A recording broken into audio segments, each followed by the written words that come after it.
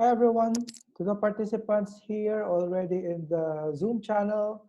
We are starting in less than 2 minutes. So thank you so much for being here and I'll see you later.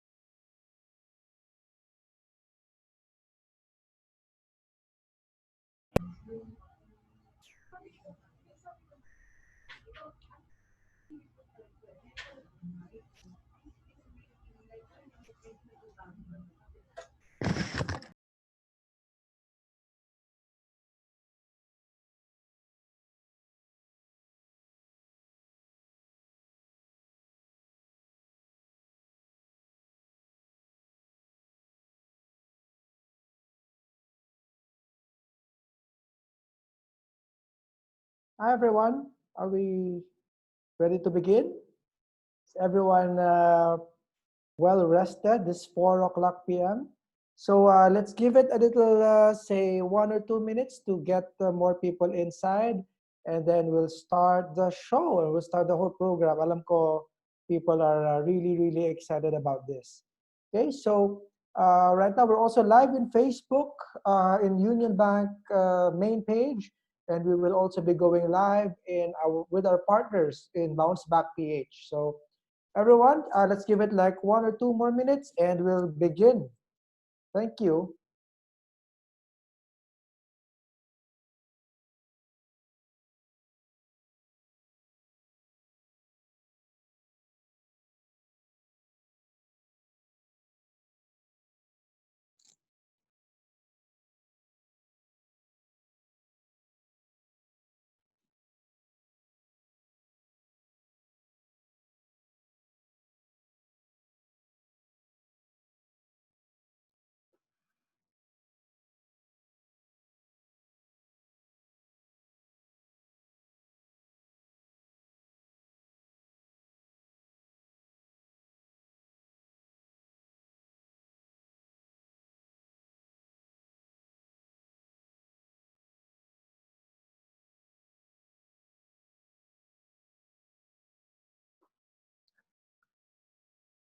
Okay, just an update to everyone. We have a total of around 60 now watching us in Facebook. So in just say 30 seconds, we can begin actually.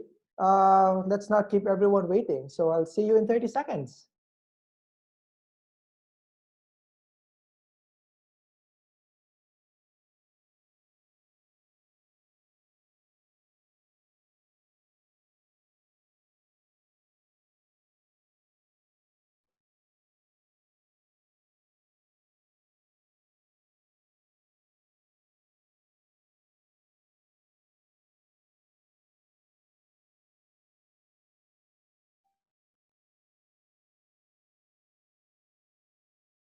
Okay, I think 30 seconds has ended. So let's start.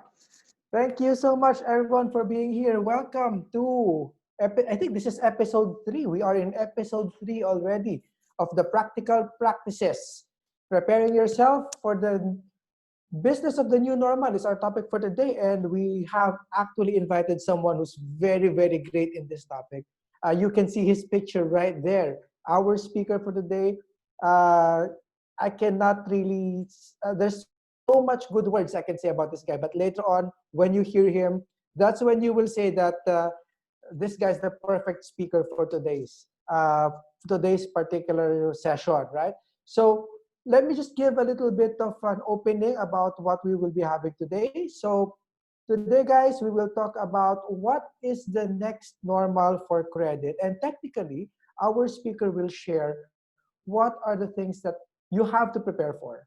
Especially ngayon, lalo na ngayon, sorry, magtatagalog na ako, lalo na ngayon, iba na eh. Iba na ang mundo. Marami sa atin nakaka-experience na pupunta tayo sa mga lending companies, pupunta tayo sa mga bangko, tapos all the while sasabihin sa atin, yung negosyo mo kasi medyo alanganin, tagilid kasi COVID, di ba? Or yung industriya mo kasi medyo tagilid. But here is a guy who can help us understand how we should be approaching this. And kung napansin niyo yung title screen, 7 C's of Credit, unang tanong ko sa kanya, Sir, di ba 5 lang? Parang nung nasa college ako, or matagal na siguro yon, alam ko 5 lang ang credit eh. Pero ngayon, 7? Really? So, he's gonna share with us more about that. Now, to share with everyone, before we call in the great speaker, Mr. Mike San Diego, I'd like to announce something very, very exciting to all of you guys.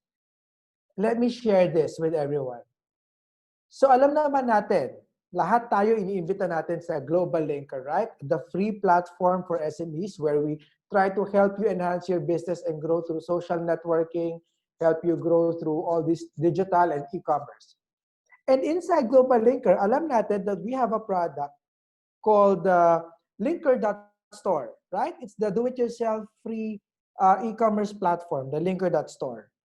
Diba? Magandang bagay yun. So we are progressing. And of course, nakita natin that for a small business, for a starting business, or even sometimes even a medium-sized business, sometimes yung cost para mag-open ng bank account na nagiging problema. Lalo na dati, sinasabi ng mga tao, Union Bank, napakamahal nyo. Pero ito, nilabas natin inside Global Linker, checking account just for you, only 5,000 pesos. Pero ito yung maganda. Ito na. Excited ako. 2 nights ago, the SME Banking mobile app is up in Google Play already. So lahat tayo mga negosyante, tayo mga business people, we can now download the SME Business Banking app, right? And it's there, it's in Google Play right now. So if you open a bank account, 5,000 pesos. And now, you can even download a mobile app, right? It's very simple. Ito pa, this is very nice about the mobile banking app. Something that I'm sure a lot of businessmen would really be excited about. Mobile check deposit. You can take a picture of the check for your business and have it deposited to your bank account. Talagang hindi ka nalalabas ng bahay, talagang hindi ka nalalabas ng opisina. It's really banking at home. So here's a screenshot of how it looks like in Google Play. So just download Union Bank SME Banking, and that's it. Install. If you don't have an account yet, you can always open an account through Union Bank Global Linker. Just click there, Banking Solutions, click Apply Now for a savings or checking account. The Biz Starter account is what I'm talking about, the 5,000 pesos lang. Apply there. Our relationship manager will get in touch with you, open your account. Hindi nyo kailangan pumunta sa amin. Your RM will take care of everything, right? And once the RM has already helped you, they can also help you in terms of applying for that business banking, the SME business banking username and password. Once you've downloaded it, free to go. Do anything that you want to do. You're ready to bank. You're ready to bank from home. You're ready to bank from the office. All right. So, konting plug-in lang yon kasi for the past few webinars, hindi kami nagpa-plug-in talaga. But now, we are very excited about this new product. Okay. So, before anything else, let me introduce to everyone now our guest. Okay. And sorry, bago pala ako mag-introduce ng guest, a little bit of house rules. For all those, I think 80 in Facebook and a few others who are now in Zoom. Number 1, of course, your attention is very, very much appreciated. Paki-type whatever na mga questions nyo. If you have questions for us, type it in the Q&A section here in Zoom. Type it in the comment section in Facebook. and we will take it up. And after the talk, we have a Q&A session. So we will use all the questions we gather from you para po dito sa Q&A. So let's all maintain a positive attitude and keep our minds open during the session. And gaya nga ng sinabi ng isa naming very, very famous ka-partner dito sa webinar series, nga pala, shout out, happy birthday to you, Mo Soriano, happy birthday. Ito, lagi po niya sinasabi pag siya nag-host ng webinar. Let's refrain from using profanity and vulgar words in the comment section. Tayo po ay magmahalan. So that's a take from Mo Soriano. All right. So right now, let me introduce to you our speaker, Mr. Mike Santiago. He had 10 years of experience as a full-time CFO and over 30 years na po of relevant experience in progressive responsibilities and track record of success in the areas of accounting, finance, banking, tax management, audit, and operations. So sa listahan pa lang po na experiences, alam niyo na he's the perfect guy to talk today. He has more than 3 years of significant experience as a corporate treasurer, and he's experienced things like project fund sourcing, treasury restructuring, bank partnering, and also as a vendor. Now, he is a chief financial officer of a lending company called JK Capital, and they're lending a lot to SMEs, so he has a lot of experience on that as well. Mike is an MBA graduate of De La Salle, Manila. Hi, Animo La Salle. He majored in business management and finance and graduated cum laude, majoring in accountancy from the Polytechnic University of the Philippines. He's also an active member of the Finance Executive of the Philippines, or FINEX, and the Philippine Institute of Certified Public Accountants, or I think it's called PICPA, and the Institute of Financial Consultants, and the Institute of Internal Control Auditors. So without further ado, let me bring in Mr. Mike Santiago. Hi, Mike. Please turn on your camera and your microphone, please.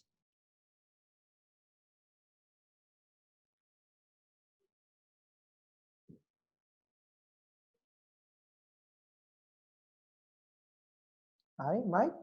Are you there?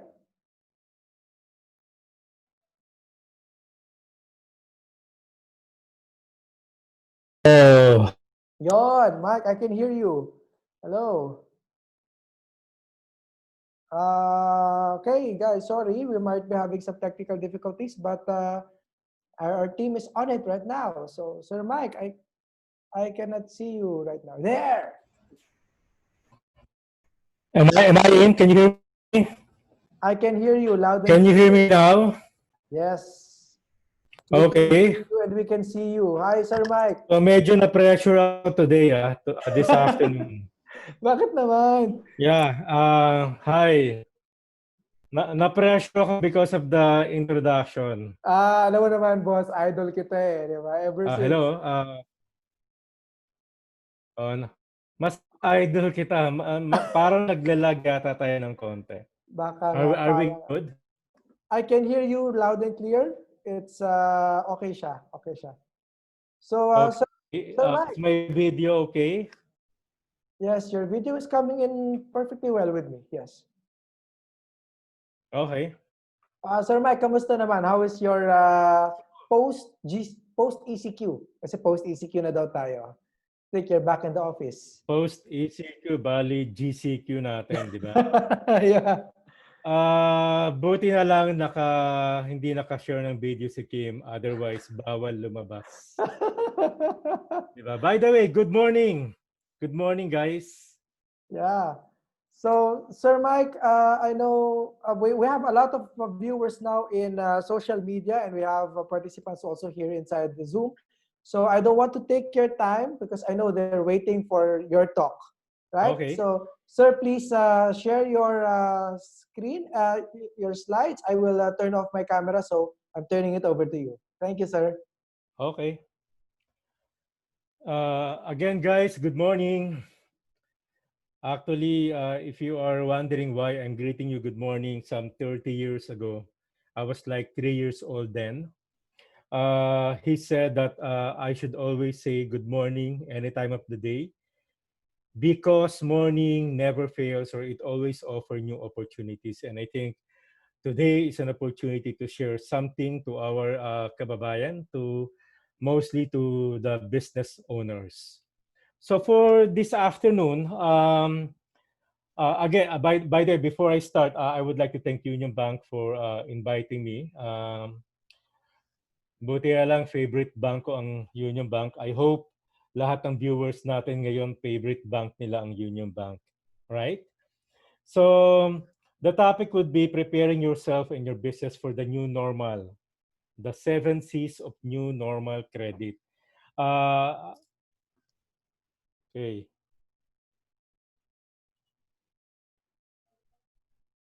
So sabi nga ni JP, why 7 C's of credit? Dati 5 C's lang.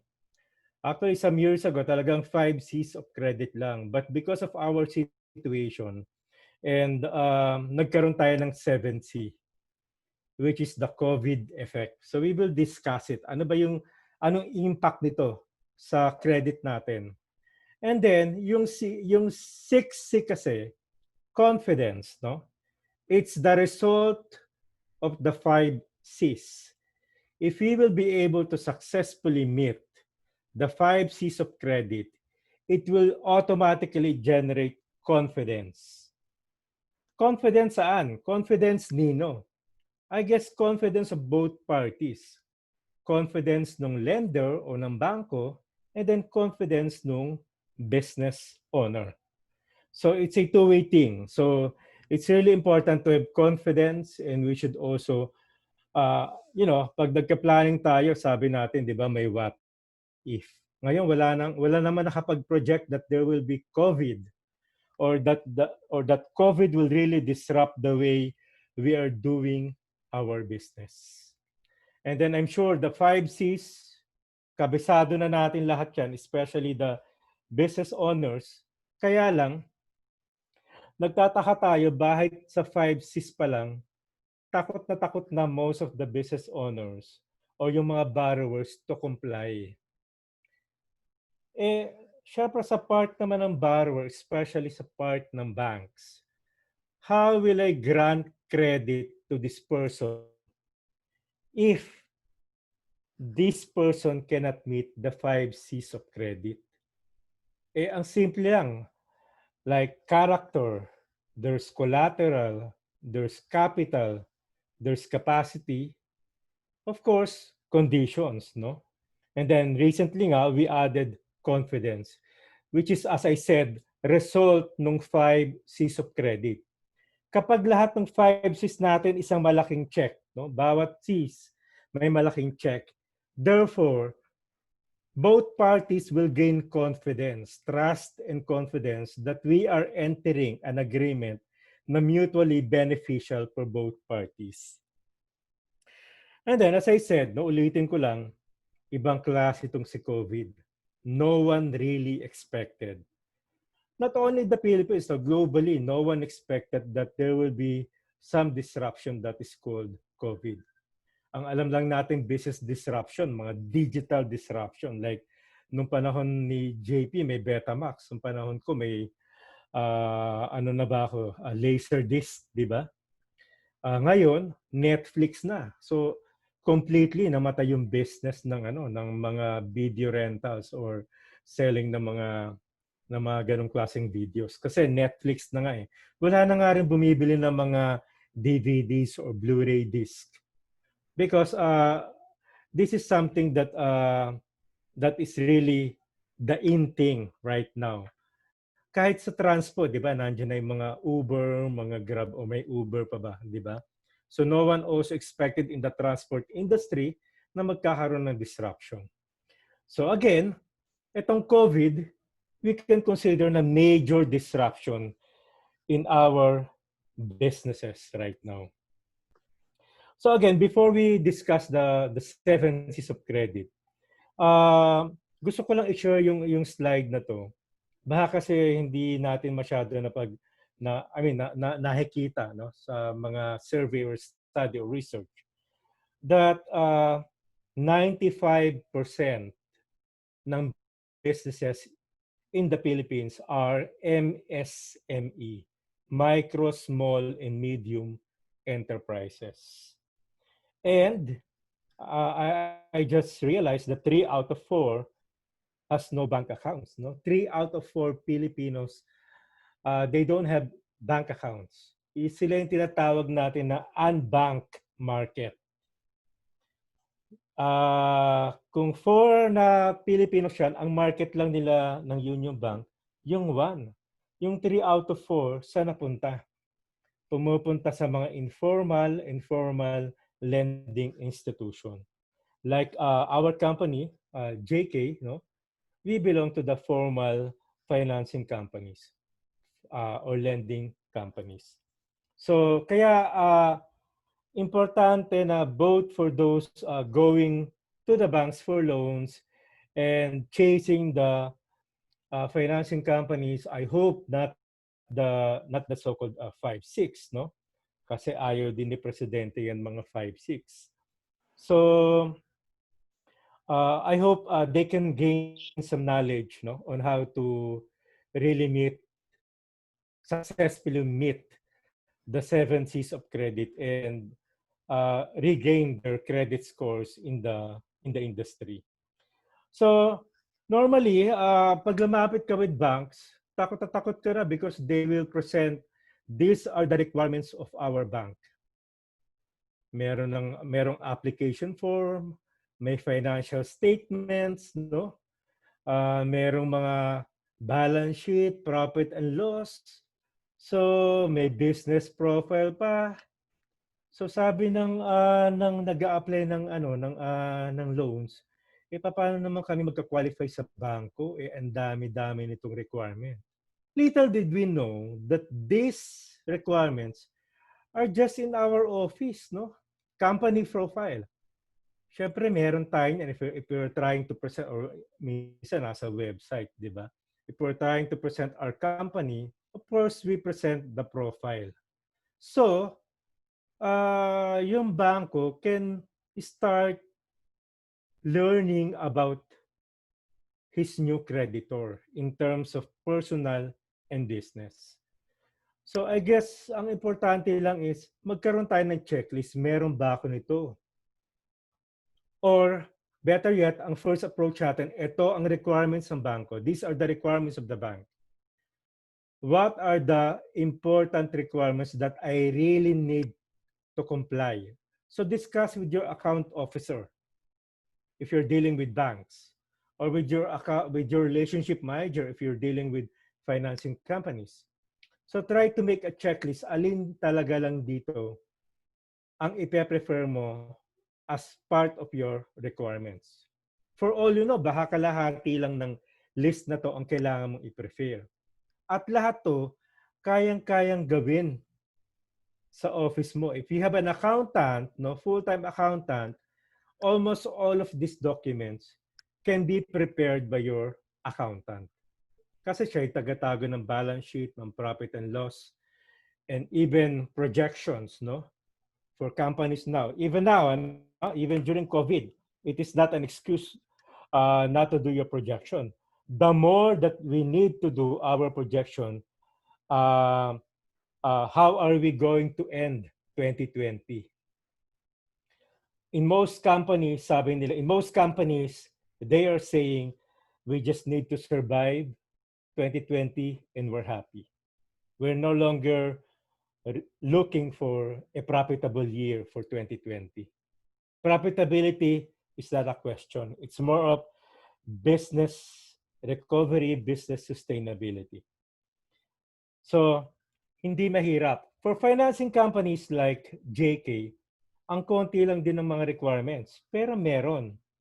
Ang problema sa ibang borrowers or borrowers, gusto nilang, bato-bato sa langit, gusto nilang mangutang, gusto nilang mag-loan, gusto mag-apply ng credit, but they don't want to fill up the application form. They don't want to provide the requirements. So again, lahat ng mga to part ng part ng 7 C's of credit, especially in the basic 5 C's of credit, yung minimension ni JP. So again, just to separate, no, we will be discussing first the impact of COVID for credit, and then what confidence is all about, and then i-review natin yung 5 basic C's of credit. Okay? Now, COVID effect. I'm pretty sure, or sabihin natin, I'm pretty sure na almost all of us are affected by COVID one way or the other. I don't know of any companies or industry or businesses that are not affected by COVID. Siguro there are very few na talagang small impact lang. But still, may impact pa rin yung COVID. And in terms of measuring the impact, there are global impact, di ba? If you are monitoring how many cases already we have globally, I think it's about 13 million. And the research or the site will tell you saan yung pinakamarami. Ano bang top 3 natin? Number 1 is USA, number 2 is Brazil, number 3 is India. This is not a contest. This is not a beauty contest or a singing contest we're in. Nag-uunahan tayo dun sa top 10 positions. Right? So, ang laki ng impact globally. And I've seen study or report of the top 10 most impacted industries worldwide. I think ang number 1 was travel and airline industry.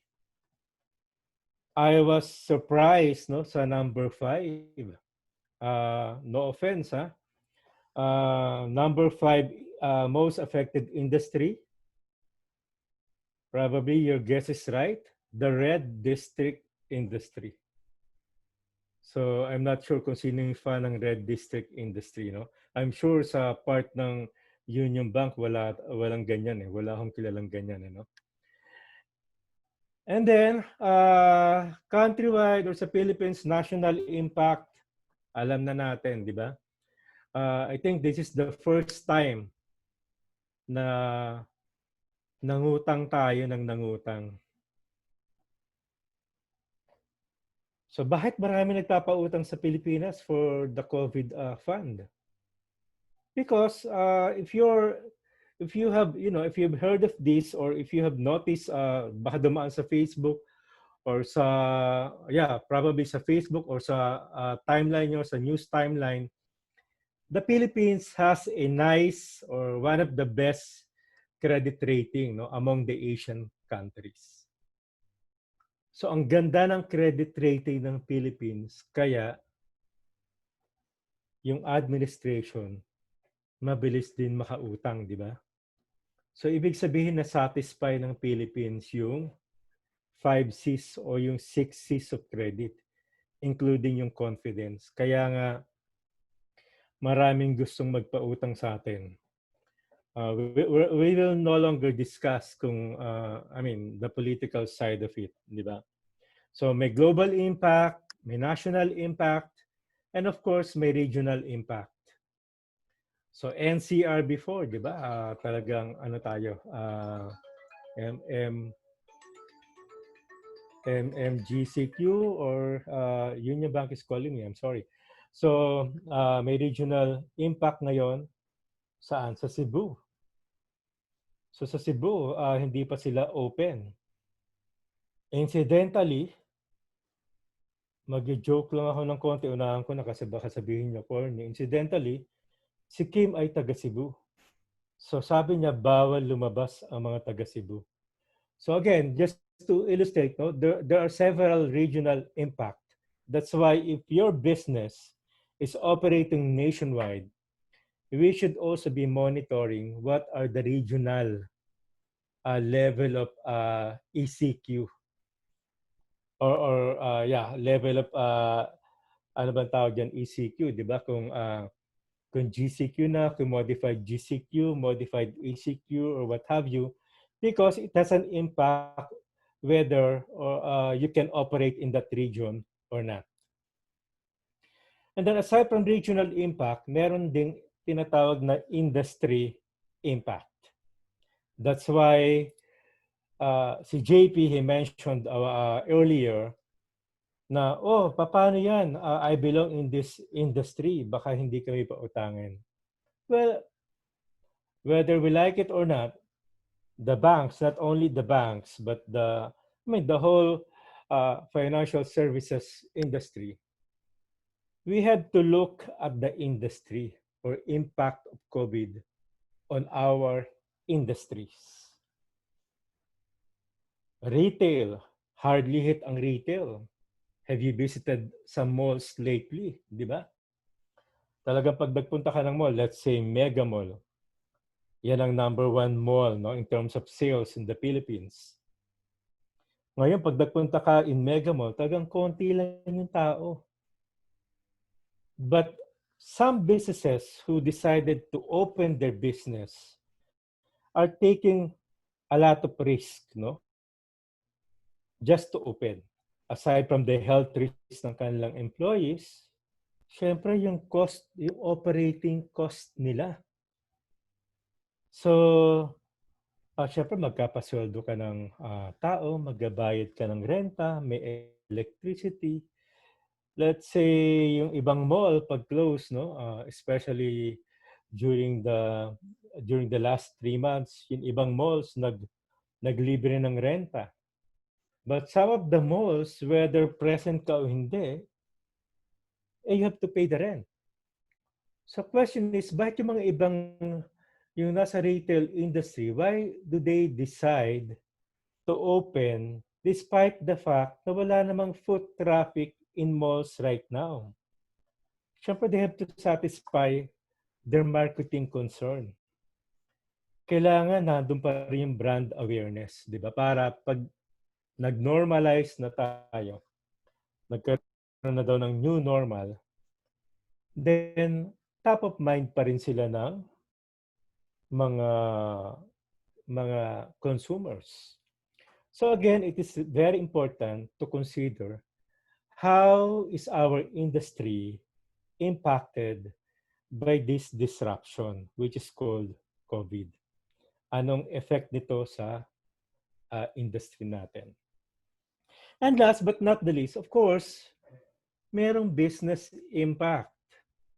Like in our case, we have to stop really, operation, but we have to do some operations, back-end operations on the side to make sure that pag nag-normalize na, we are ready to serve our client. So, additional impact on our business, mga LGU ruling. So, sabi nila, kailangan yung office mo, you will really observe physical distancing. And to tell you guys, no, in Pasig, the mayor here is really doing his job, no? He is sending his people to different companies to check whether companies are complying with this regulation or not. Otherwise, your business will face penalty, no? So, as much as we wanted to, allow our employees to come to the office, to report to the office, we cannot really do so because we are only allowed by the LGU to operate at 50% capacity, not because of our industry, but because of our facility. Our current facility can only accommodate up to 40 to 50% manpower. Para kailangan may distansya. So if you have like cubicles, no? Workstations. So out of the 3 workstation, you can only use 2 or even 1, ano? So kung 6, yung isang pad mo, 6 workstation. tatlo lang ang pwede mong mapagamit. So, yung tatlong employees, they cannot come to the office. So, as per DOLE, then we should do like rotation. So, yun yung impact, di ba? In the financial services industry, no, nagkakaroon din ng some of the impacts are, I mean, clear example of impact, asset repricing. So, yung mga collaterals na ginamit ng mga probably borrowers, kung real estate, probably nagkakaroon na ng uh, reduction sa fair market value ng mga real estate properties, right? And in our industry, the financial services industry, probably in some of your companies as well, nagkakaroon tayo ng increasing defaults. Yung mga may accounts receivable dyan na businesses, pagtawag niyo sa client, ma'am, wala pa kaming operation, wala pa kaming pambayad. Ma'am, o sir, yung aming signatory hindi pa po pumapasok kasi nag-home quarantine pa. So these are some of the example of impact brought about by this disruptor, which is COVID. And then increasing NPL. That's why I was reading an article yesterday. The BSP is suggesting a program called FIST. So, ito yung magta-transfer ka mga ng NPL mo into an asset management company. Whether you own that asset management company or you will sell your NPL to an asset management company para to ease your portfolio, para the banks and the other, the other lenders or the BSP can really see na yung percentage of our NPL is still manageable. And another probably impact that all of us can relate, change business focus, no? So ano ba munang gagawin natin? So this disruption is really affecting the way we're doing business. By the way, side lang, no? Side sharing lang. Especially to business owners. As business owners, we should have three business focus.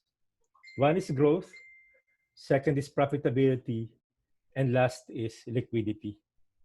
So kasi if you're growing, so you ought to be profitable. And if you're profitable and you're managing your asset or resources properly, then very liquid ka. But importante yung liquidity. So you can finance the next level of your growth. So complementing focus yung growth, profitability, and liquidity. But unfortunately, all these business focuses are impacted by COVID. Sino pa ba magpo-project ng growth nowadays? Sabi nga, makasurvive lang, happy na tayo. Most companies, including our companies, sabi namin, let's not focus on profitability nowadays. Ang importante, business recovery. So let's focus to recover the business, and then let's talk to our clients. Let's see how are they doing, no? So imagine mo, for financing companies kasi we only do credit investigation during the loan application stage. Now, we had to utilize our CIs, no, our credit investigators, to visit our client again. What's the objective? To see how their business are doing. To see how COVID has impacted their business operation. To validate their claim that they are really impacted, no, by the COVID, therefore they cannot pay their amortizations. But for us, we really wanted to show our client that we are concerned that they can still, that they are doing, strategies so they can recover their business. So para maka-bounce back, no? Importante bouncing back nowadays. Before I end this slide, let me just share a quote with you, which I learned some 30 years ago when I was just like 3 years old, as I said. Sabi ng isang isang management guru, he said, manage your economy, manage your company, not the economy. So right now is the best time to really, focus your mind in making sure that we can recover during this COVID times. Let's forget for let's not focus most of our time responding to some political comments or political posts about how the government is trying to manage the situation in the economy. Let's try to find some ways and means to make sure that the company will really recover. Um, this time is already our new normal. We've already passed, the COVID period. We're in, the infection period. So ito new normal na. But who wants this kind of new normal? Mas gusto ba natin tong gantong klaseng new normal? So I think this is the best time to call for a better normal. So right now, let's stop calling this, this period as a new normal, and let's start doing our contribution, especially for the sake of our business, to create a better normal for everyone. Okay. So the next C would be confidence. Confidence, no, as how Wikipedia has defined it, confidence is all about trustworthiness, credibility. So the reason why banks or credit companies are requiring the 5 C's of credit, because they want to gain the confidence. They want to be in a position to tell their credit committee, their executive committee, uh, depending on the amount of loan you're applying, that they are confident in granting a loan to this particular borrower. So isa to sa pinaka-importanting stage, no, dun sa ating credit underwriting. Kailangan magkaroon tayo ng full confidence. That's from the part of the bank. From the part of the creditor, from the part of the borrower, gusto rin natin magkaroon ng confidence doon sa taong kausap natin. Siyempre, pag banks ang kausap mo, okay yan, di ba? Hindi naman tayo we will not be worried that the bank will, will fool us, no? But it doesn't stop you from reading what is written in your promissory note and in the in the uh, disclosure statement. Normally, the two important documents before they give you your loan proceeds o bago ka mag-draw down. Yung promissory note tsaka disclosure statement. So basahin lang natin, nandyan lahat yung details eh. Nandyan how much is the interest we're going to pay, how much is the processing fee, how much are the other charges, how much are the legal fees like documentary stamp tax and what have you, no?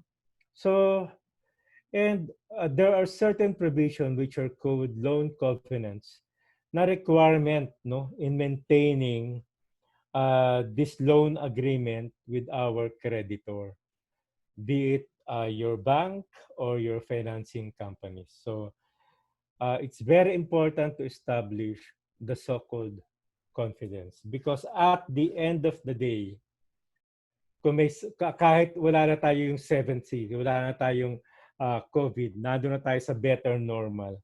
So babalik tayo sa 6 C's of credit. So ang pinaka-importanting matarget natin yung confidence because if you hit the confidence stage, meaning we already pass with flying colors all the 5 C's of credit. And I tell you guys, no, whether you're dealing with banks or financing companies, if we can establish this confidence, the next loan, the next dealing will be very easy. Kasi na-establish na yung confidence eh. And then yung confidence and trustworthiness will be the foundation of our relationship with banks. And I told this to my boss that in the Philippines, banking is a matter of relationship.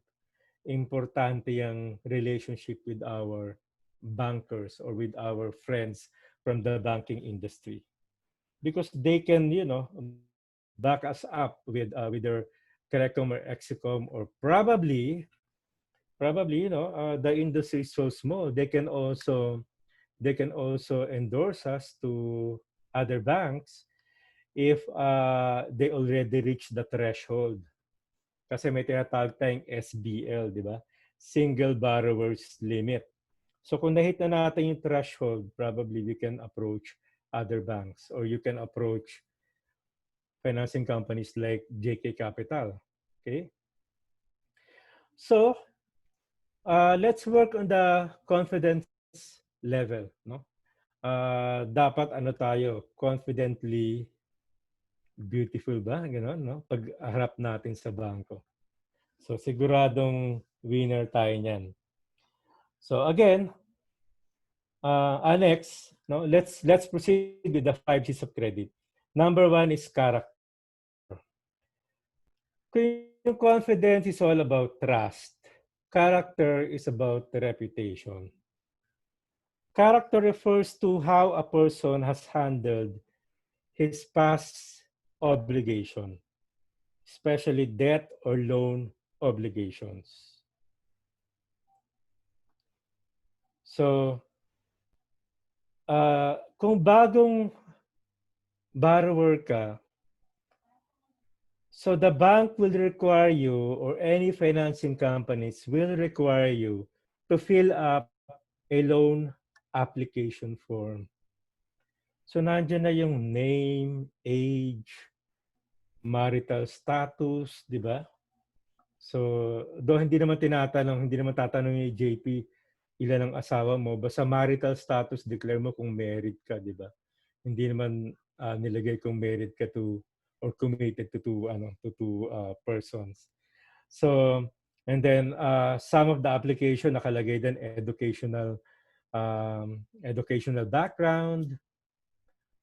Some of the important details in the application are the top 5 customers, top 5 suppliers.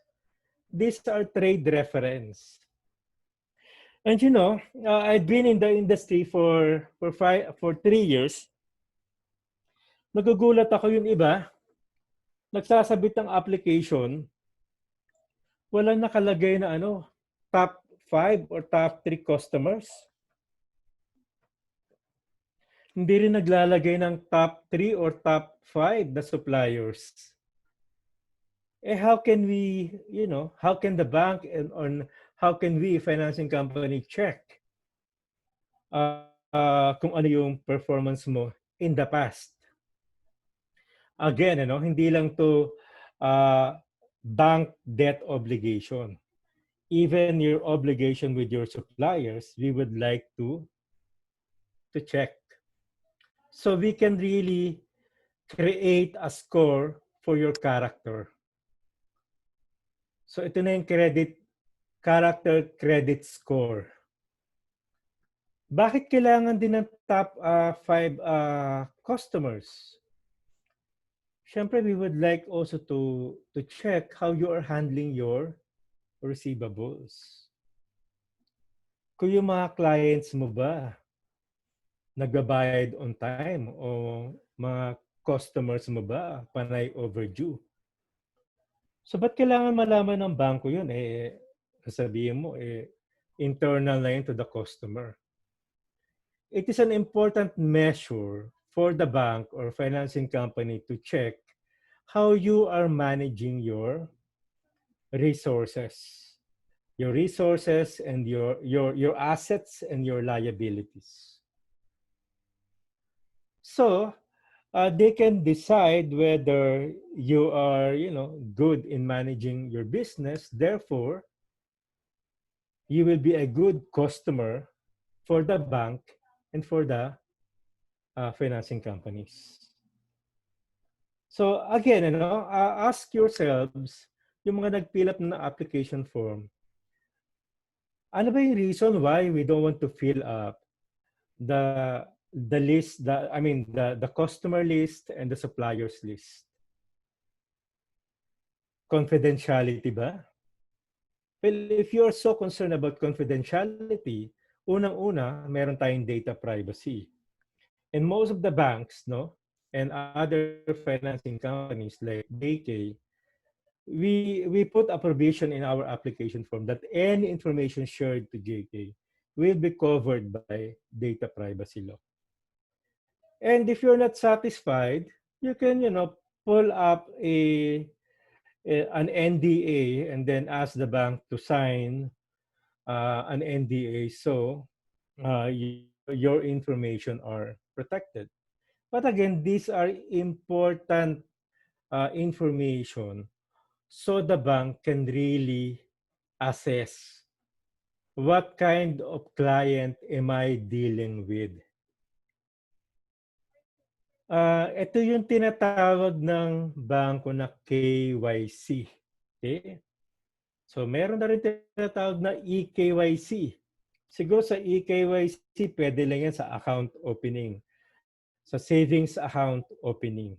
Pero in terms of probably checking account and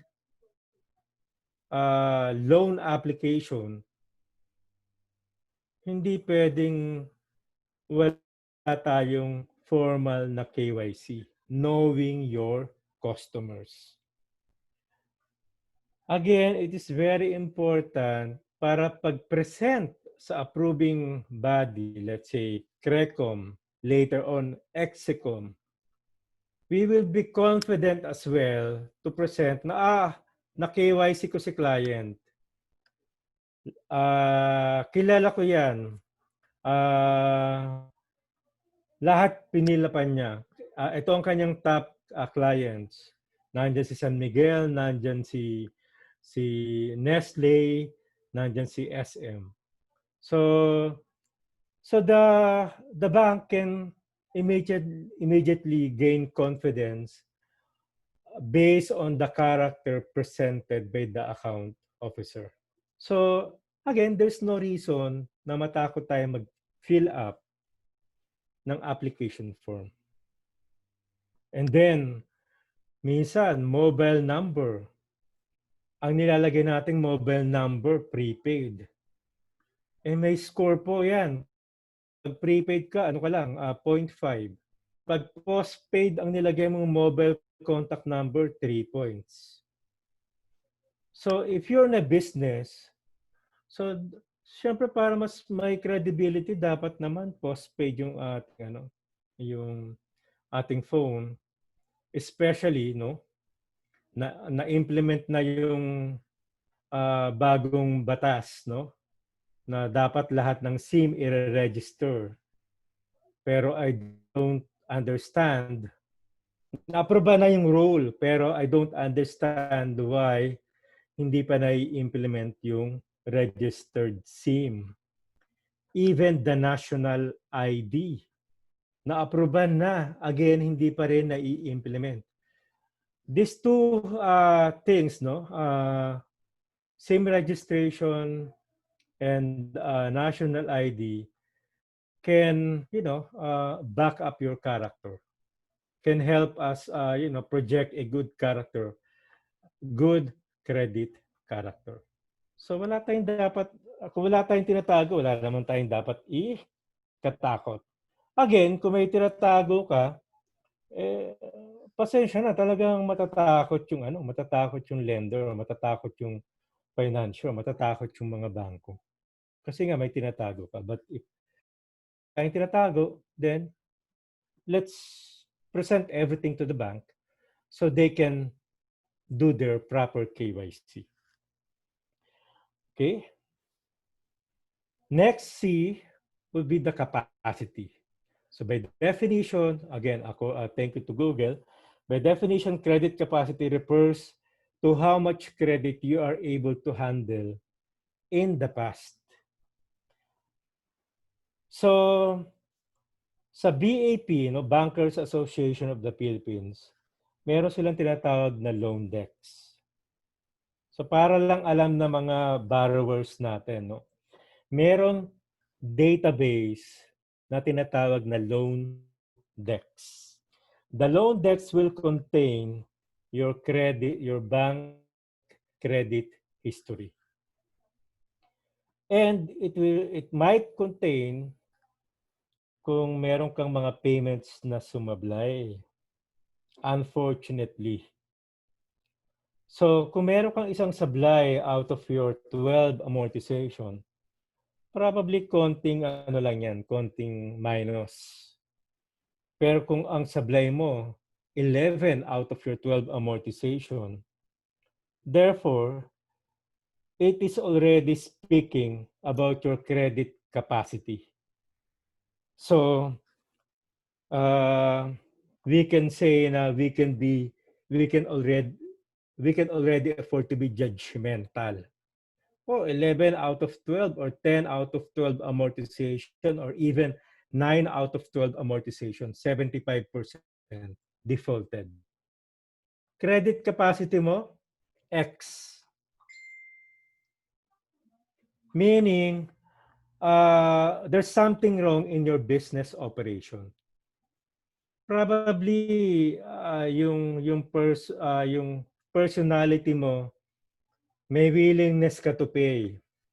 But the way you are managing your operation is not allowing you to improve your credit capacity. Therefore, it's creating a negative mark on your credit scorecard. However, good news sa mga walang default, Pag wala kang default, puro check, nakasmile na yung account officer mo kasi madali na itong ibenta sa Crecom kasi wala siyang default history as per our database. So you might ask, paano ako new borrower? So ang new borrower naman, they are being assessed, their capacity to pay or credit capacity is being assessed based on their ability to generate income. Okay. Now you realize bakit hinihingi ng bangko yung profit and loss statement nyo or yung income statement nyo. Because they would like to check ano yung capacity to generate income from your business. We're saying net income, not the revenue, but the net income after deducting your cost, your expenses, and even your taxes. So kaya bang magbayad ng kanyang amortization? So sometimes, if you have a very good relationship with your bankers, let's say, sabi mo, sige, I wanted to have a loan just for 6 months because I need additional working capital. And then your bank will tell you, okay, based on the financial statement presented, or prepared by your accountant, medyo yung income versus your projected amortization are not matching. So baka pwede natin gawing 12 months yung iyong credit. So again, this is all about matching your income versus your amortization. Okay? So may use pala ba't nila hinihingi yung balance sheet tsaka income statement? In short, ba't hinihingi yung financial statements? Both past financial statements, interim, and even projection. Okay? So yung past, para makita nila how much you were earning before para they can back you up again do sa committee. Sa interim naman, last year ito income niya. Pero based on the interim, ito na ang income niya, nagdoble na because nag-grow. Paano magdoble? COVID na tayo. Then, yung audited financial statements mo for 2019 can help your account officer to back you up. Yung 2019 niya maganda naman ang performance. Yung last 3 years siya maganda performance.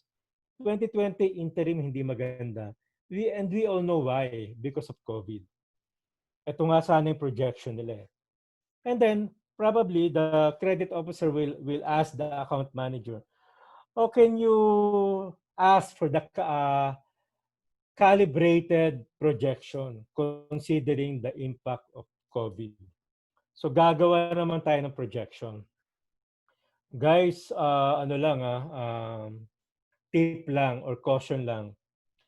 Pag gumagawa tayo ng projection, make sure na kaya natin i-back up. These people are really good in reading your financial statements. And they can sense kung ang projection natin talagang over or meron tayong fake na projection na sinasubmit. If I may share, meron ako isang partner bank before, talagang binulong sa akin. Sabi niya, Mike, kilala mo ba to? Itong CPA na to. Sabi ko, why? Hindi, kilala mo ba? So tinignan ko yung name. Sabi ko, medyo hindi ko kilala. We are blacklisting her. And I said, why? Because we found out and we verified that she submitted a fake projection and a fake financial statements. Oh. So, patingin ko nga yung pangalan, sabi ko. So, nakalagay yung pangalan and then nakalagay sa baba ng pangalan, Certified Public Accountant, PRC number 123.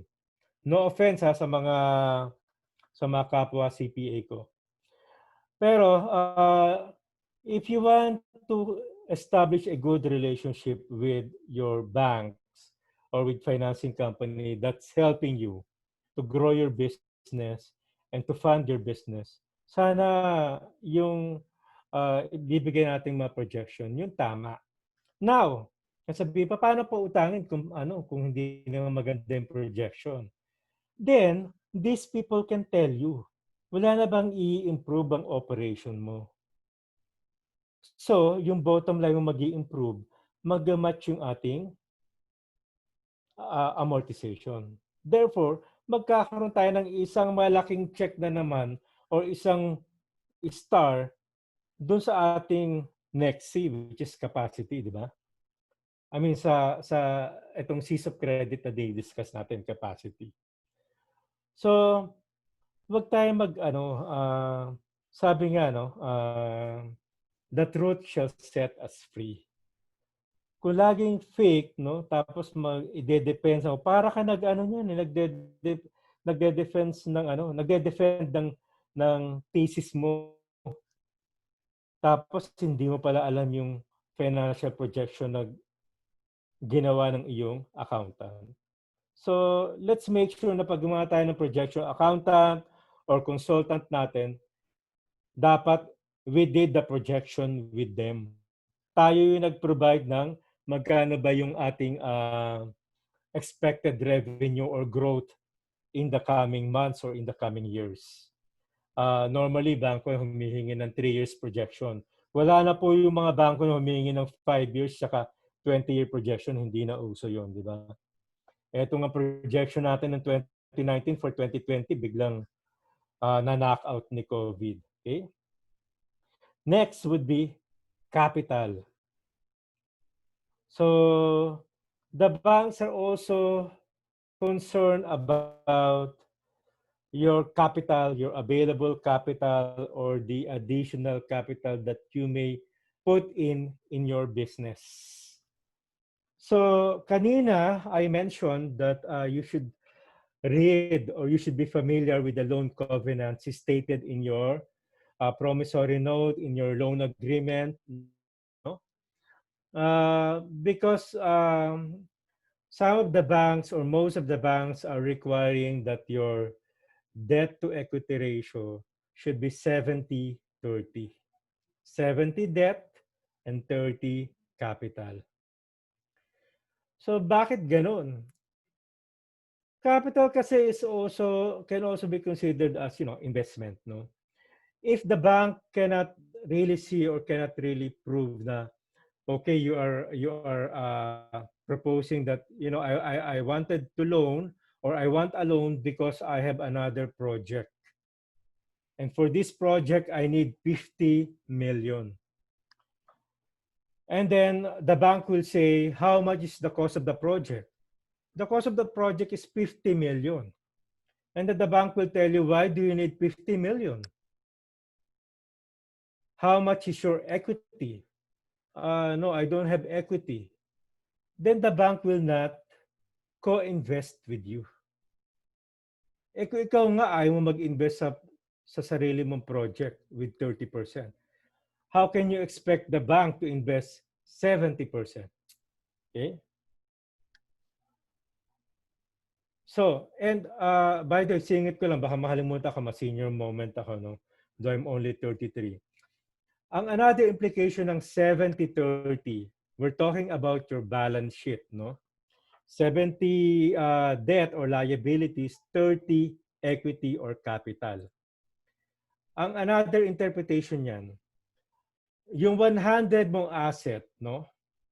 Ang ibig sabihin nun, your 100 million assets are being financed 70% by debt or obligation. So yung 100 million mo, 70 million dun utang sa supplier, utang sa bangko, or advances ng mga stockholders. Yung 30%, yan lang yung capital. Nagsimula ka ng business, additional paid in capital or APIC, and your retained earnings. Yung income na kinita mo from your last years of operation na hindi mo winidraw as dividend. So, meron tayong isang napaka-laking fast food company, no? Sabi niya before, ang kaniyang management strategy is to always reinvest 95% of their income for their expansion. So, meaning hindi nila ginagastos yung retained earnings. Since gusto nilang lumaki, hindi muna sila bumibili ng mga personal wishes, no? Or personal wants. Lahat business muna. So, kaya tinitingnan ng bangko yung 70-30 para na medyo, maganda yung balance ng iyong balance sheet. Kaya nga tawag natin balance sheet, di ba? So again, that's 70-30. Paano yung pag nagpunta ka ng mall, naka-display yung mga bagong modelo ng Toyota, ng Honda, or what have you. And then nakalagay ang promo, 0 down payment. 0 down payment. So anong implication? Kaya ang daming bumibili, di ba? Ang daming nangungutang kasi 0 down payment. Ang cash out nila, 10,000, 20,000, pambayad lang ng insurance. Pambayad lang ng registration. What happens, no? Yung tao na most of the people who availed of the zero down payment, these are the potential default clients. Sorry, again, sorry. No offense meant, bato-bato sa langit. But based on the study, those people who have availed of zero down payment are most likely na nagdi-default ng kanilang account. Why? Because they have no investment in that car. Ang binayad lang nila 20,000, biri mo 1.5 billion yung kotse. Ang binayad mo 20,000. So wala ka nang pakialam kung pag yan ay hinila ng bangko, na foreclose ng bangko, na foreclose ng Toyota Financial, sorry for the plugging, no? Na foreclose ng financing company, okay lang yan, puhunan ko dyan 20,000. But that's car, no? We're talking about your business. So kailangan ipakita natin with our banks, with the lenders, no? With the financing companies, that we are equally invested in our business.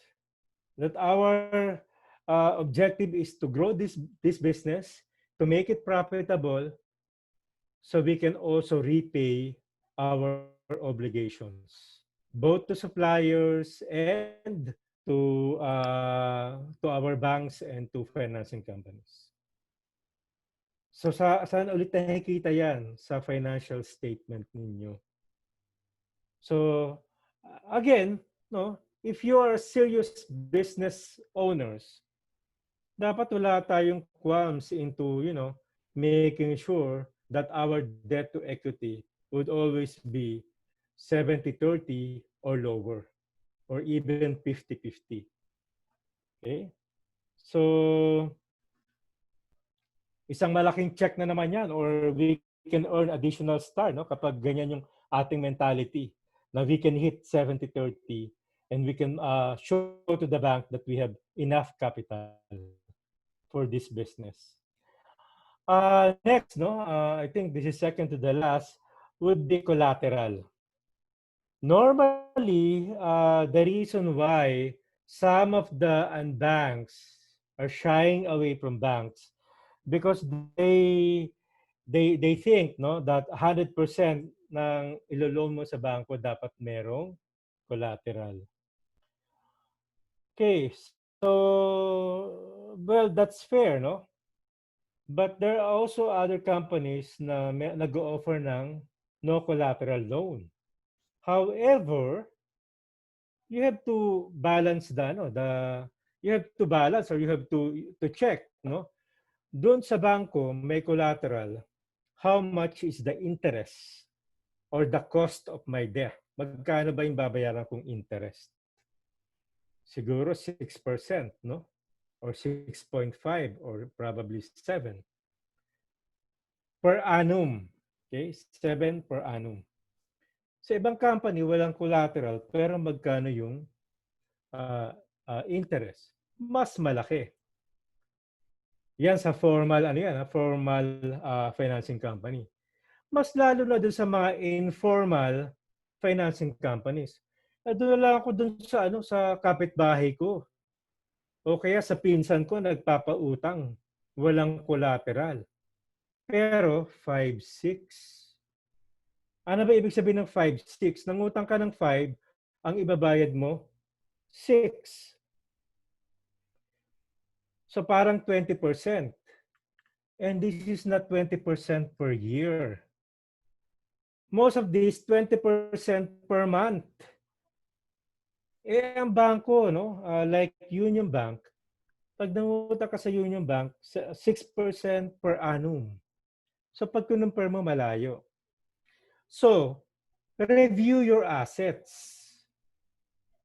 Yung mga real assets mo, yung mga pamana ni lolo at ni lola, pamana ng tatay mo at nanay mo, ng mga assets. O kaya yung warehouse mo na ang laki-laki. Di ba? So, nandyan lang sa balance sheet mo, nasa asset side. Nasa iyo naman ang title. then there's already improvement in the warehouse. Ang lot mo, let's say, 2,000 square meter. Natutulog lang naman dun eh. Ba't hindi mo na lang isubmit as your collateral? Bank, pwede ko bang ipatago sa iyo itong titulo ng aking warehouse? Titulo ng aking plant. And, mind you, baka mamaya yung 6% mo maging 5% or 5.5%. Because there's collateral. Security for a loan. So, paano wala naman akong real estate? Nagre-rent nga lang ako ng aking office. So siguro may mga personal properties ka. Part of your collateral probably can be a CSA, Continuing Surety Agreement. Prangkahan na lang, yung CSA is a document that says kapag hindi nakabayad yung company mo, they can run after your personal properties. So dapat ka bang kabahan? If you believe in your business, if you believe you're managing your business well, if you believe that despite this disruption, you can still emerge as a winner, wala tayong dapat ika-worry. Okay? This is just a piece of paper that your account officer needs to present to the credit committee. As an expression that he is really paying his bank loans. This is the collateral that they offer. Okay? So another form of collateral, no, kung wala kang real estate aside from your CSA, probably hold out deposit. So kung meron kang extra cash, so pwedeng yun, no? They can loan you against your extra cash. But it depends on how the bank can really package your loan. But the thing here is, it boils down to your personal confidence on your business and on your operation. Kung naniniwala ka, if you believe that your business is legit, that your business is profitable, that your business is just affected but you can recover, you can bounce back, then there's no need to worry about submitting that piece of paper as your collateral. Remember, at the end of the day, banks are not into real estate business. They are into savings account and granting of loans and then earning interest. These are just surety. Okay? So wala tayong dapat ikatakot. So buksan na yung mga bolt at ilabas yung mga collateral natin dyan. Ha? And last but not the least, conditions. So I mentioned kanina, no? Pag nakipag-usap tayo sa bangko, pag nasatisfy na natin yung character, yung capacity, yung capital, yung collateral, last C na tayo of the 5 basic C's, which is conditions.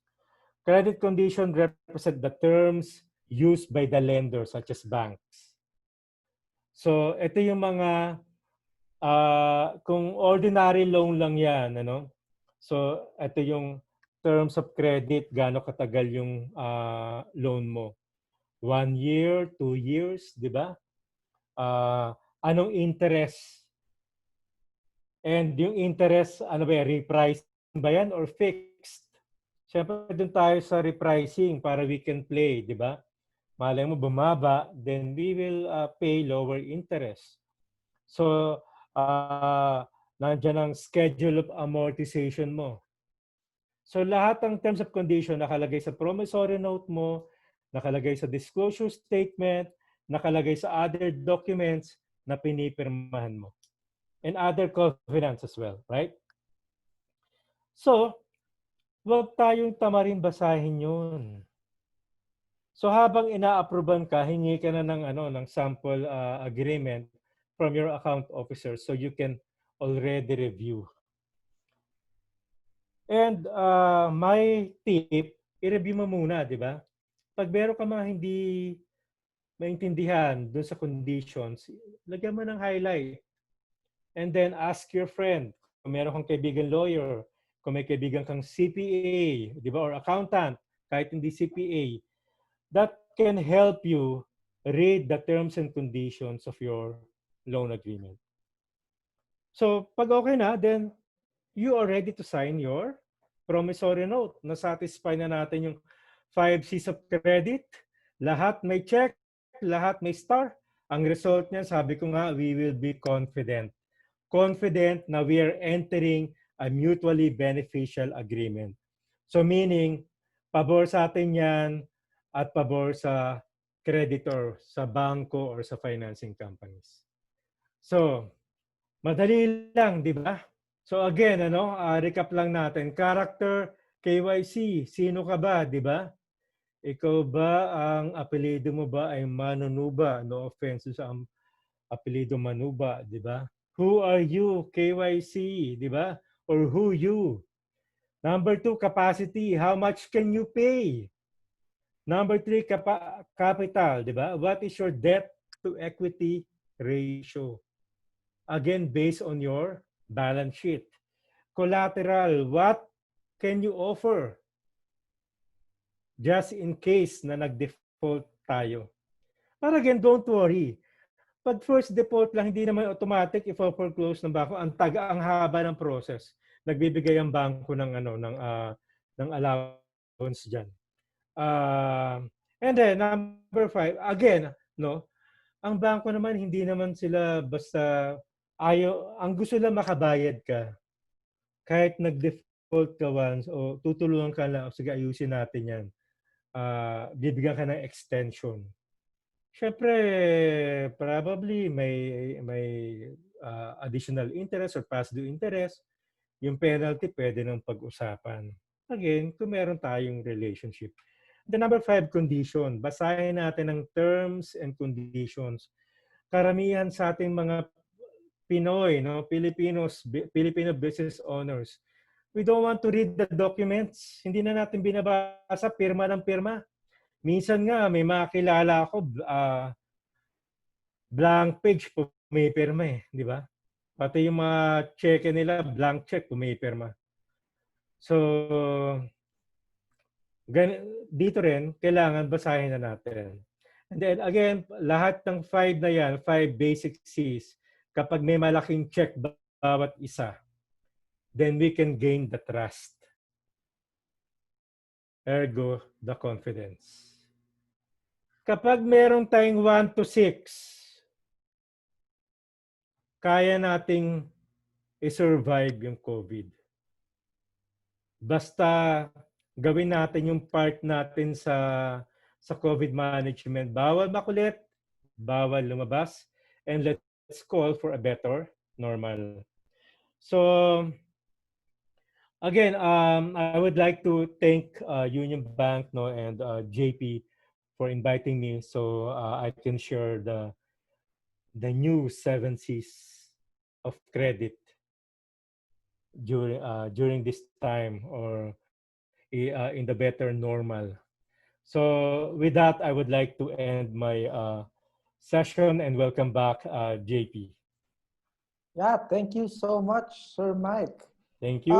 Actually, we received questions. So if okay with you, we'll proceed to questions. But you know what? May natutunan ako isang bagay. Okay. 7 C's. Okay. Diba? After COVID, magiging 6C. Yes. Pero baka I can recommend the 7th C. Which is? The changing times. Okay. There's big changes in the times, di ba? Pero napansin ko pala, I don't know, maybe some would say yes, some would say no, but the confidence part, the number 6, I think that's the biggest portion right now. If you can really show everyone that you're confident with your plans, you're confident with your business model, you're confident with ano yung gagawin mo because of the pandemic, your reaction to it, your response, that's a good indicator na of all the other 5 C's, di ba? Yes, yes. Sabi nga natin, basta na-satisfy mo yung 5, 6, automatic ma-generate yung confidence, di ba? Mm. So it works both ways, no? Pag very confident ka in running your business during these COVID times, maning-mani yan. Si JP, lahat na lang ng lending platform, papa-approvean ka niya, i-endorse ka niya. And probably he can be your next C, di ba? Alam mo yung pang 8C, JP? Ano yan? Ikaw yun eh. Ikaw yung co-borrower. Akala ko Co-maker. okay lang kung champion. I will champion you. Pero to co-borrow, medyo mahirap yan.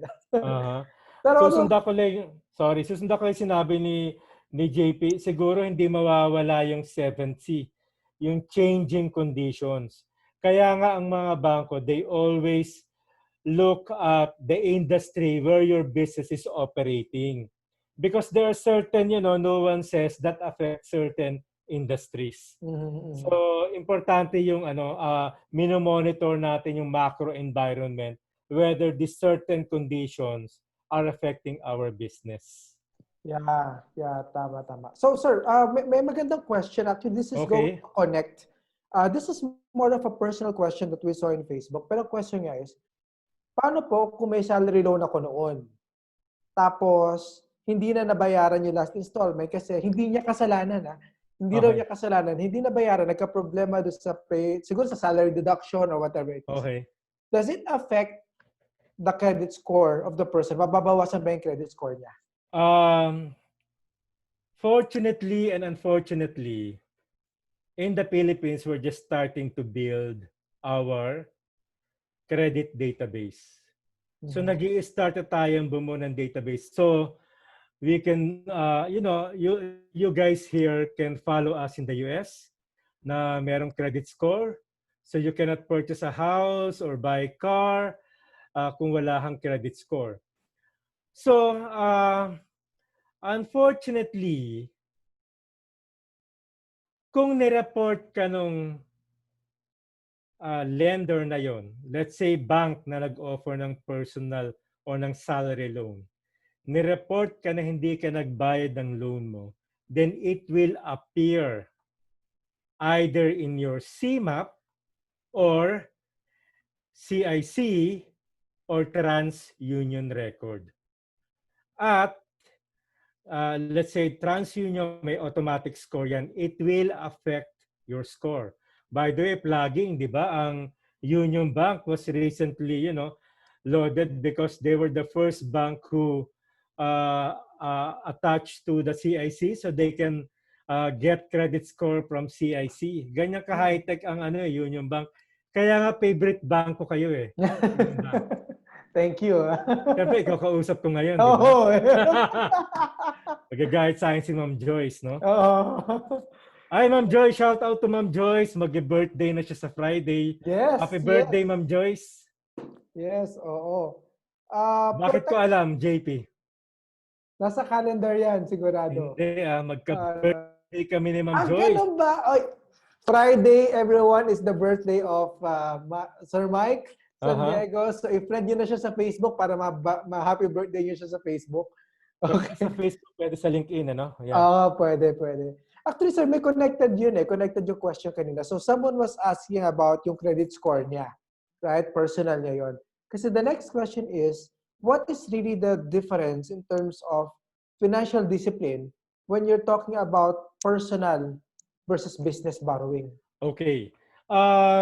Again, fortunately, sa Philippines, kapag nag-apply ka, whether sa bank or sa financing companies, you will be rated based on your corporate credit score, yung credit score ng business, and your personal credit score.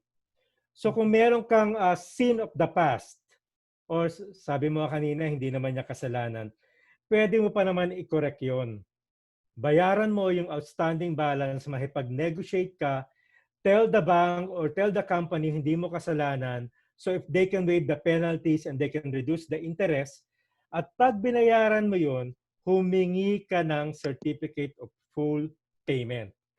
And then part of your negotiation, because the bank naman would like to be paid as well, di ba? Part of your negotiation, tell them na aside from the certificate of full payment, gusto mo ng withdrawal from CMAP. Kasi hindi mo pwedeng i-ano yan eh. Sometimes yung CMAP, kahit may certificate ka, hindi pa rin nila tatanggalin. Sasabihin nila sa'yo, ipatanggal mo dun sa company na pinagkautangan mo. So, kailangan malinis yun, and it really affects. Again, in terms of financial discipline, pag business owners ka, kailangan separate ang business, separate ang personal. Hindi mo pwedeng gawing savings account or passbook or personal ATM ang bangko ng iyong business. Otherwise, guys, wag na kayong mag-business kasi you're doomed to fail. Kahit sabihin mo ngayon na successful ka, there will come a time na parang, like ngayon, COVID, di ba? Ang ganda ng operation mo, kaya lang wala kang savings. Kasi nag-invest ka muna sa bahay, nag-invest ka ng more sa sakyan, and then, sabay-sabay ngayon pumapasok yun nga, meron kang corporate loan, meron kang personal loans, paano mo i-manage yan? So, kailangan separate. Yung minimension ko kaninang sample, it is actually Jollibee, no? Sabi ni Sir Tony, ang kanilang style before, I don't know if up to now, lahat ng kanilang retained earnings, dinededicate nila or ina-allocate nila sa kanilang future expansions. There was a time, there was a period na pag nagtayo ang McDonald's, kailangan sa harap may Jollibee. Pag nagtayo ang Jollibee, kailangan sa harap merong McDonald's. Hanggang sa na-feel ng McDonald's, ay, hindi ko na kaya si Jollibee. So, natalo na siya. So, ganun talaga mentality ng magaling na business owners na magka-separate. Saka na ako or kaya gumawa kayo ng policy. They call it dividend policy. So how much of your income will be dedicated as your dividends? Kung saan yun ang magiging basis ng personal withdrawal mo. Let's say 10%, 20%.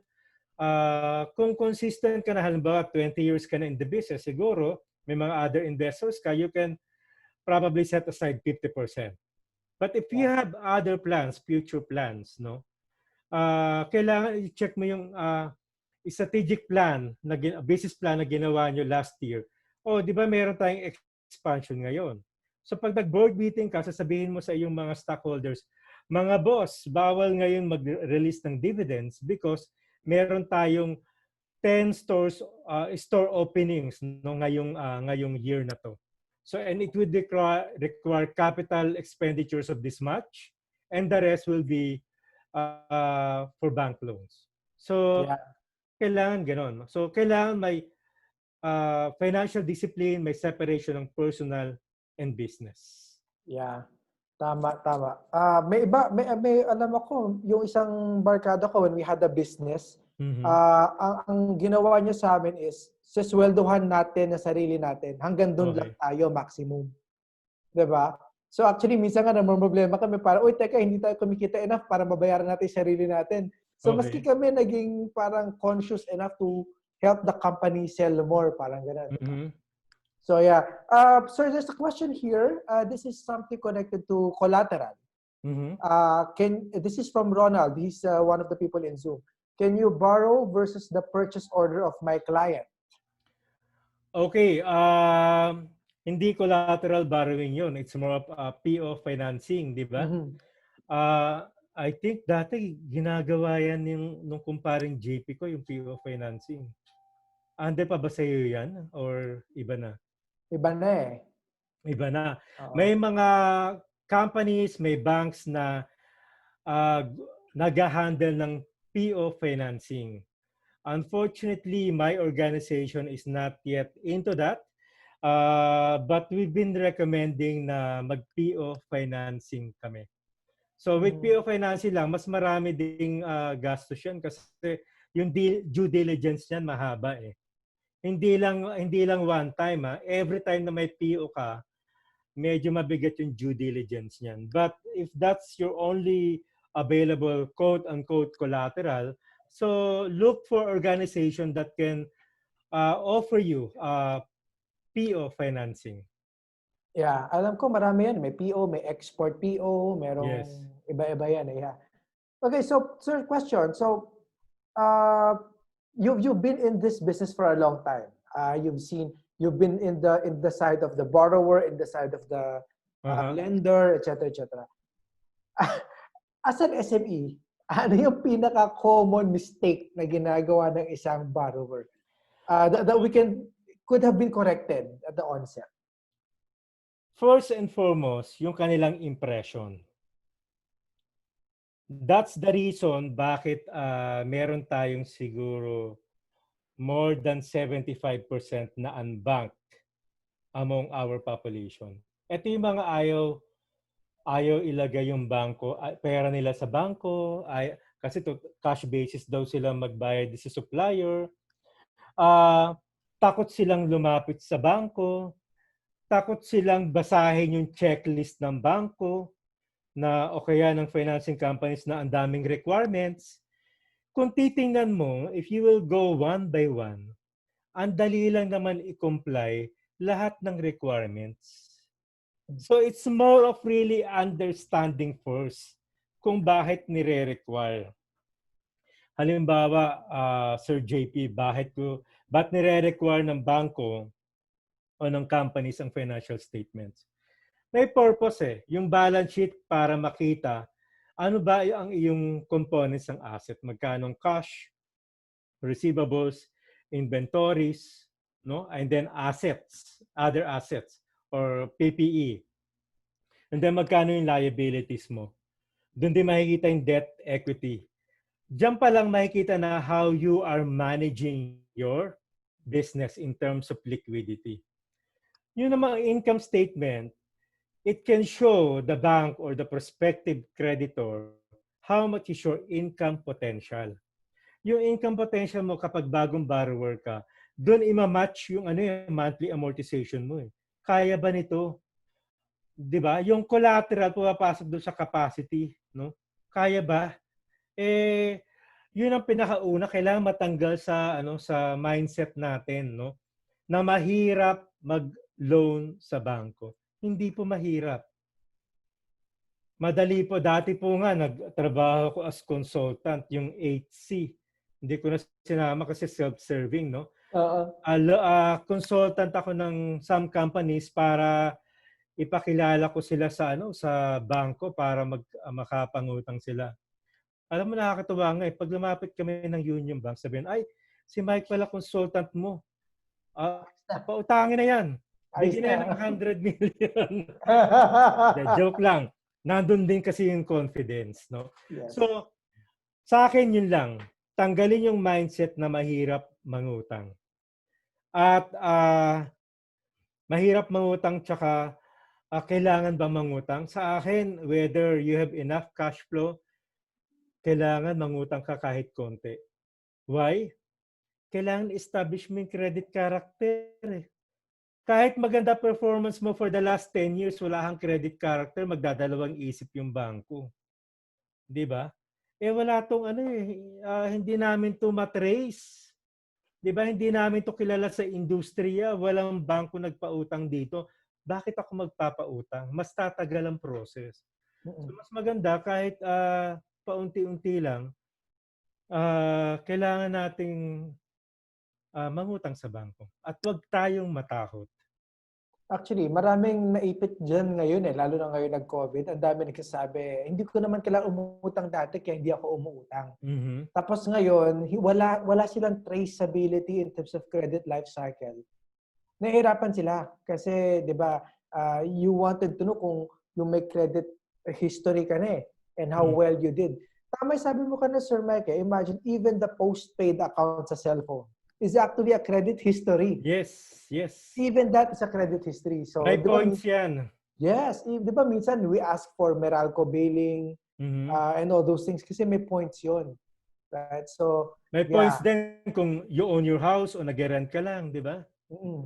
Totoo. Tsaka, ang wala lang points kung pareho namin kay ni JP na, alam mo, telegenic, di ba? So, Wala lang po sa telegenic eh. Sa Wala. amin na lang yung points na yun. Oo, Kailangan isingit natin yun, ha? Baka oo tayo nga, mag- oo nga. Tama. So, Alright, so huwag tayo matakot, ha? Guys, huwag tayo matakot. Kaibigan totoo, natin, kapartner natin, mga bangko. totoo yun.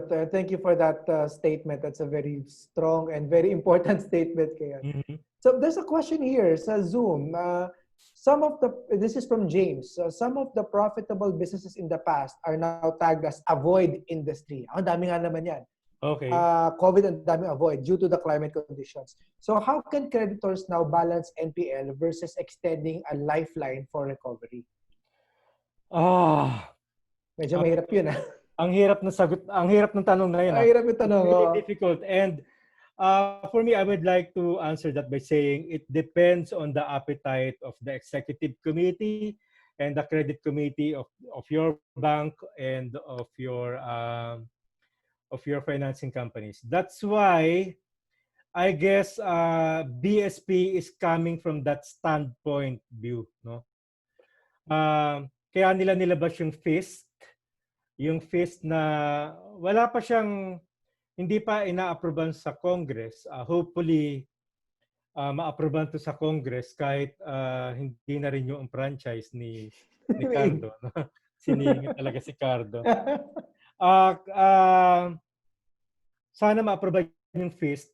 Meron tong mechanism wherein it can lower the NPL ratio of banks and financing industry, therefore easing the credit and probably motivating banks and companies to extend loans. Ang government, in fairness, no, through the effort or through the leadership of DOF, nagbibigay naman sila ng mga economic stimulus, no? Na like ang SBC, Small Business Corporation, they're providing no collateral loans up to 3 years. Pero syempre may mga may mga credit requirements pa rin. Nandiyan ang field guarantee, di ba? Nandiyan ang land bank and mga kapatid natin sa industriya, they are there to help us. Pero I cannot guarantee you that all banks will really have a good appetite to extend more credit, especially to those hardly hit industries. So ang gawin na lang natin, sabi ko nga, di ba?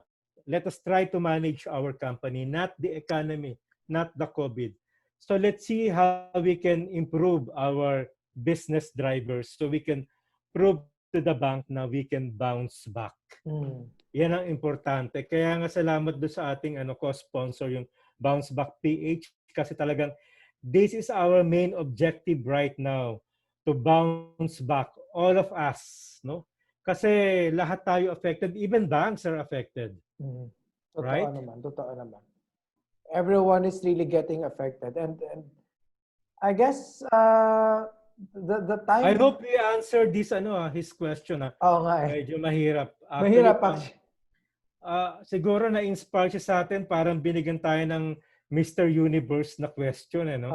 James, thank you for the question. Parang pang ExCom. Baka naman he's a member of the ExCom of another bank or of another company. Kaya... Baka ExCom yan ng, ng Union Bank. O ng UBX, no? Pwede, Okay. Right. Actually, there's another one. There's another question. But I think this was answered previously. Pero, let me look for it. Yan. Key factors to consider that it's time for me to take a loan. Any recommended, kumbaga siguro in the business environment mo, anything like that, diba? That now I have to take a loan. Parang ganun. Again, as I mentioned, no, if you intend to stay long, let's say 50 years in the business, tapos i-renew mo na lang yung franchise mo, hopefully ma-approvean ka ng Congress, no, for your, ma-approvean ka ng SEC. If you intend to stay long in your business, dapat meron kang credit history. Whether kailangan mo o hindi yung loan, establish mo yung credit history. Now, if you are doing your business plan every year, at least kahit 1 year projection lang, your projection should tell you whether you need a loan or not. Okay? That second instance, no? Meron kang projected expansion.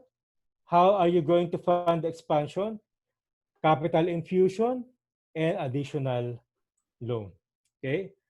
Last, if there is tightness in your operation, nahihirapan ka na magbayad ng supplier.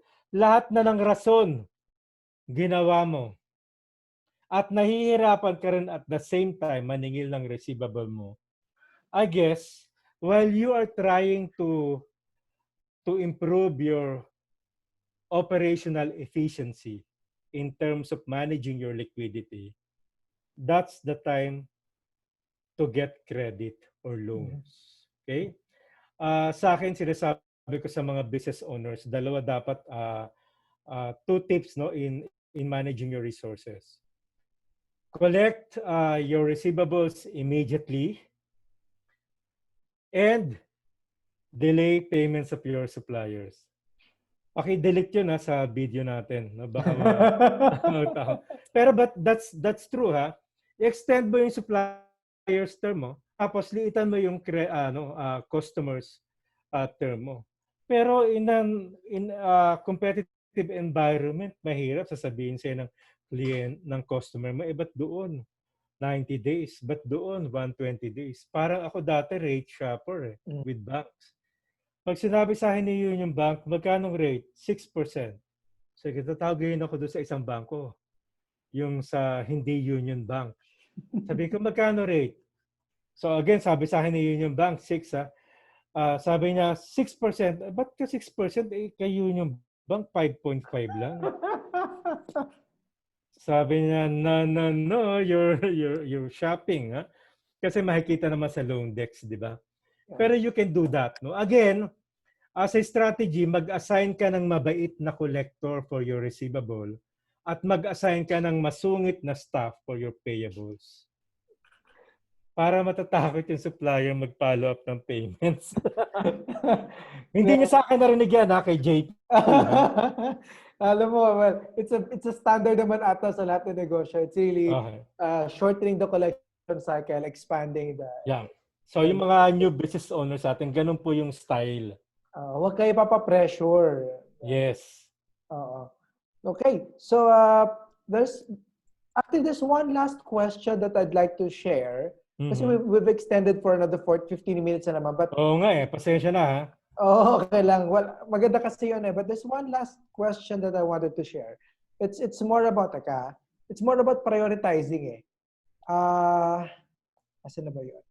Ito. So, prioritizing of the kind of loan that a business would take. Kasi sabi dito, my business is in the transport, logistics, delivery, etc. type of business and papasok siya sa warehousing. I guess ang question niya is, saan ba siya mas dapat kasi sa panahon ng COVID, hindi naman siya makakahiram, I'm sure. Pero kailangan niya humiram for a warehouse. So ano ba dapat i-prioritize niya? Humiram siya to build a warehouse or i-pool niya yung mga other assets niya para makahiram for a warehouse? Sa akin siguro kailangan niya munang i-answer or sagutin yung kailangan ko na ba talagang itayo yung warehouse? Kailan ba mag-ooperate yung warehouse mo? Yung warehouse ba na gusto mong i-add or itayo ay necessary for the continuity of your business? Because during this time, baka nag-i-increase ka ng volume, kailangan mo ng warehouse. Pag ang question dyan, yes, then mangungutang tayo. So ang kailangan lang gawin dyan is prepare the feasibility study. This is the cost of this is the objective of my loan. I want to build a warehouse because kailangan siya sa operation mo, di ba? So kailangan maintindihan din ng bangko o ng creditor, ba't mo kailangan magtayo ng another warehouse? Okay? And then, yung feasibility mo should also include the costing. Magkano yung project cost ng another warehouse? So let's say ang cost nun is 30 million. Yung 30 million, immediately, tanungin mo na ang sarili mo, how much can I set aside or can I invest from the business current capital para sa project na to? Again, ang standard, at least 30%. Yeah. So yung 30% ng 30 million, about 10 million or 9 million. So pag present mo, okay, bank, I need 30 million for this project. Meron akong equity na 10 million. So pautangin nyo na ako ng 20 million. So the bank will do its due diligence and see if they are willing to invest with you during this time. If the bank can feel na talagang essential yung business mo na yon and it will generate income in the next 2 or 3 years, I think the bank will not immediately say no. You can already get their attention to look at your loans at pag na-deny ka, just ask, bakit ako na-deny? Para you can go, study and then go back to them. Alam mo, you were thinking ganito, but based on our analysis, this is our projection. Talagang magkiklik yung business given this industry. So it's a matter of lang understanding, di ba? Tama. Understanding all parties. Kasi tama nga naman. Yes. There's something that you might not be able to see or minsan yung creditor hindi nakikita na pwede mo ipakita. Yes. Mga ganun bagay. Yeah. So, I guess we will end from here for now. Okay. But Thank you of very course, much. this may not be the last. Ang dami namin natutunan with the presentation and that. So, Sir Mike, any last advice that you can give? Hindi naman last words, but last advice to the people watching. Oh, mahirap yung last words, wag yun. Advice. May 7. Sorry. Again, sa akin, uulitin ko lang. Huwag tayong matakot magbangko. Huwag tayong matakot mangutang. Kaya mangungutang tayo sa bangko or mangungutang tayo sa financing companies. Sabi nga ni Ernie Baron, knowledge is power. Let's just try to understand so we can really take out the fears. No? Yung previous fears natin na, ay mahirap palang mangutang sa bangko o mahirap palang mangutang at all. Madali lang po. We're in this business. Iga-guide namin kayo. We are your partners. Okay. Thank you so much. And, thank you. So kung may mga questions kayo, pakalat-kalat lang po ako sa social media. Actually, sasabihin ko nga to the ones viewing in social media, if you're not yet a member of unionbank.globallinker.com, si Sir Mike mismo yung sumasagot sa mga tanong sa loob ng Global Linker. Okay. Diba, Sir Mike? Ikaw mismo yun. Alam ko, ikaw mismo yun eh. And to those who are participating in Zoom, alam ko you guys are member of Linker. You just connect to Sir Mike inside the platform and he'll answer your questions there. Yes. Nga pala, shout out tayo doon kay Ike, yung nagpatulong sa'yo na hindi siya maka-register. Ike Baredo ba yun? Yes. I hope he's watching, whether in Facebook or here in Zoom. So, so everyone, thank you so much for being with us. It's a very, very good topic. Thank you for staying with us. It's almost 2 hours now. Okay. Everyone, I hope you have a wonderful afternoon, Sir Mike. Thank you for the time. Thank you very much. Salamat po. Okay. Everyone, thank you. Goodbye. Good morning. Good morning. Bye-bye.